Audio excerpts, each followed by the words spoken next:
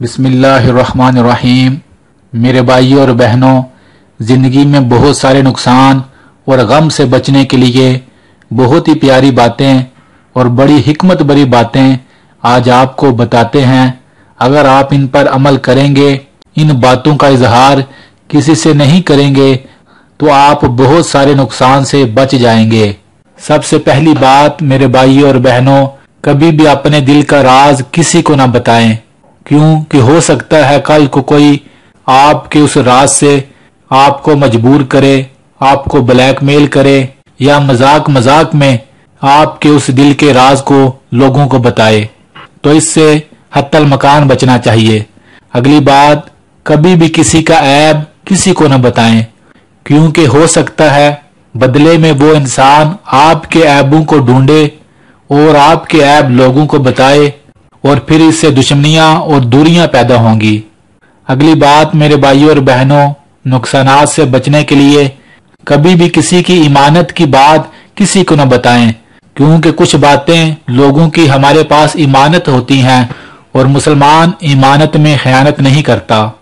नुकसान और गम से बचने के लिए अगली बात मेरे भाइयों और बहनों, सफर करते वक्त सफर की सिमत और जहां जाना है कोशिश करें वो हर एक को ना बताएं, क्योंकि इससे आपकी जान, आपके माल को खतरा हो सकता है। तो इससे भी बचना चाहिए। अपनी तिजारत के राज कभी किसी को ना बताएं, क्योंकि इससे आपके माल, आपकी जान और आपकी तिजारत को खतरा हो सकता है। इससे भी बचना चाहिए। अगली बात, अपनी बीवी का किरदार कभी किसी के सामने जाहिर ना करें, किसी को ना बताएं, और ना ही बीवी अपने मर्द की राज की बातें किसी को बताएं। इससे भी मियां बीवी की जिंदगी में बहुत सारे गम और परेशानियां आ सकती हैं। इससे भी बचना चाहिए। अल्लाह की राह में हिरात की हुई रकम, उसका भी तज़किरा कभी किसी से ना करें, क्योंकि जो अल्लाह की राह में खर्च करने के बाद लोगों को बताता है, उसकी नेकी भी खत्म हो जाती है, और जिस इंसान की आपने मदद की है इससे उसकी इज्जत भी पमाल होती है। ऐसा भी कभी नहीं करना चाहिए।